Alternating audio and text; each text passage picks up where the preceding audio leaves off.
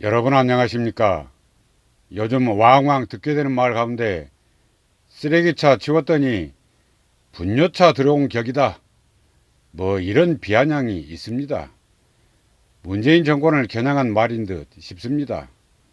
문재인 대통령을 비롯해서 문파들의 무능과 무책임 그리고 안이함으로 인해서 온 나라의 돌림병이 창고라는 그런 사태를 불러오고 말았습니다.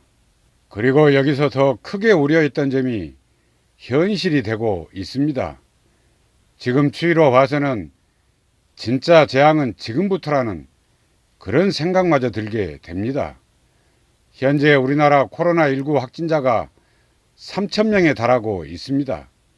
이번 전염병 사태와 관련해 가장 우려했던 점이 바로 의료시설 부족과 의료진 과부하 문제였습니다.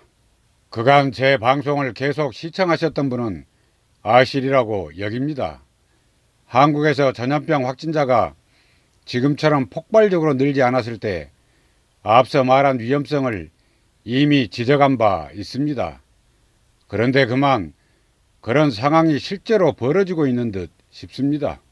다들 아시는 바와 같이 전염병은 다른 환자와 함께 입원 치료할 수 없다는 취약점이 있습니다.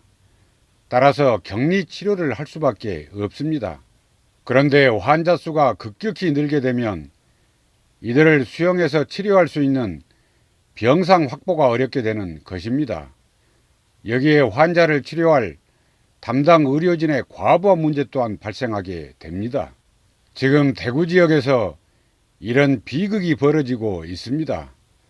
다수의 확진 판정자가 병원에 입원하지 못한 채 집에서 대기하는 상황에 처하고 있습니다. 그러다 제대로 치료를 받지 못해서 그렇게 사망하는 경우까지 발생하고 있습니다. 지금 추이로 볼 때 앞으로 전염병 감염자가 계속 증가세를 보일 것으로 관측되고 있습니다. 그리고 완치돼서 퇴원하는 환자에 비해서 새로운 감염자가 훨씬 더 많이 발생하는 그런 상황이 전개될 것임도 자명합니다.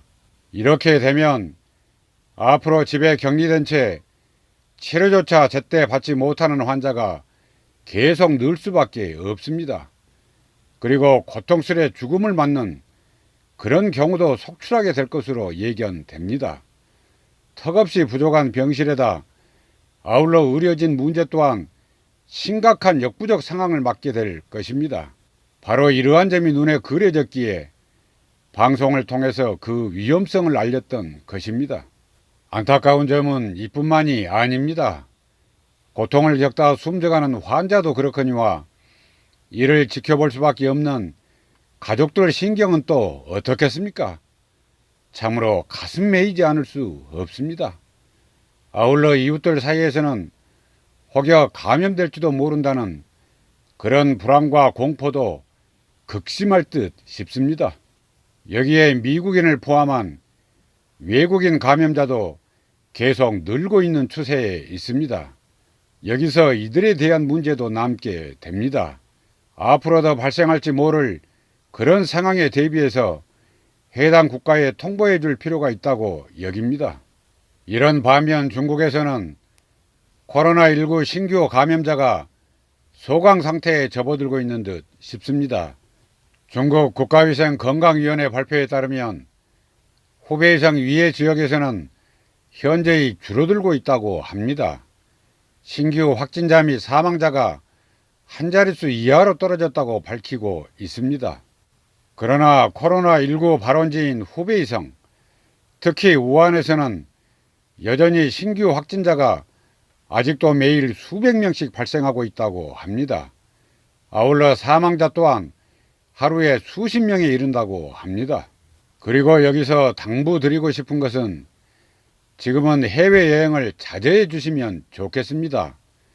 아울러 사업 때문에 불가피하게 해외로 출국하실 경우에는 현지 국가에서의 입국 가능 여부 그리고 입국 절차 등을 사전에 확인하시면 좋겠습니다. 한편 한국에서 전염병이 창궐하게 되자 세계 여러 나라에서 한국인 입국을 불허하는 국가가 늘고 있습니다. 또는 입국 절차를 강화해서 격리시키는 국가도 속출하고 있습니다. 최근엔 베트남으로 향했던 우리 국적 항공기가 인천공항으로 다시 회항하는 사태가 발생하고 말았습니다.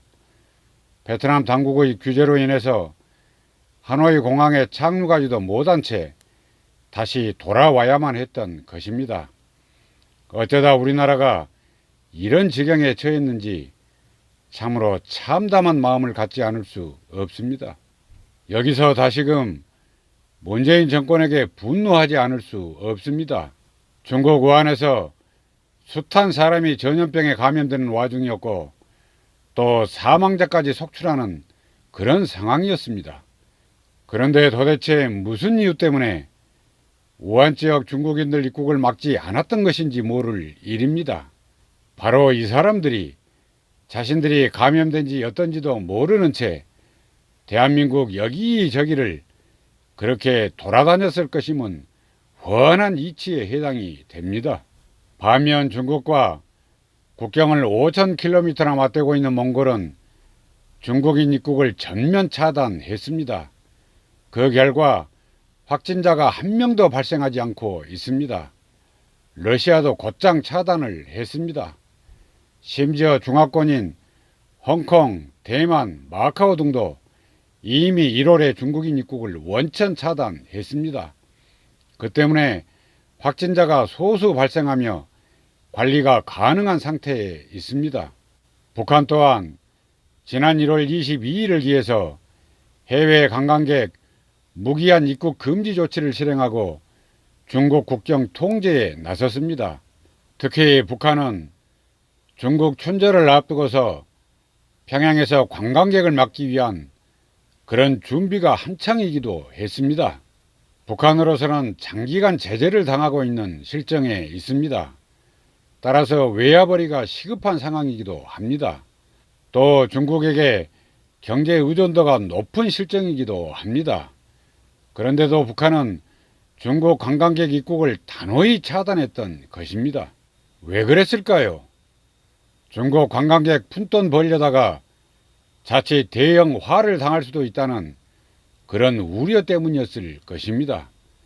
그러면서 주민들에게 우한 폐렴 확산 상황을 알리며 전염병 통제를 위한 홍보에도 매우 치중한 것으로 알려지고 있습니다. 아울러 외출 시에는 마스크를 착용하고 또 귀가 후에는 손을 깨끗이 씻어야 할 것을 주문했습니다. 그리고 사무실과 방 등을 철저히 소독하고 환기해야 한다고 적극적으로 알리기도 했습니다. 그러한 덕분에 안전지대가 된 것입니다. 그럼 여기서 문재인 정권은 왜 때늦은 후에야 우한 지역 중국인 입국을 차단했던 것일까요?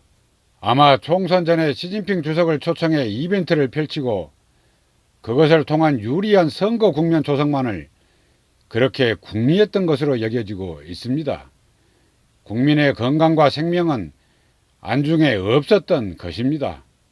결국 그로 인해서 지금의 걷잡기 어려운 이런 상황을 초래하고 만 것입니다. 이젠 급기야 국제사회에서 한국인이 혐오를 당하는 지경에 이르고 말았습니다.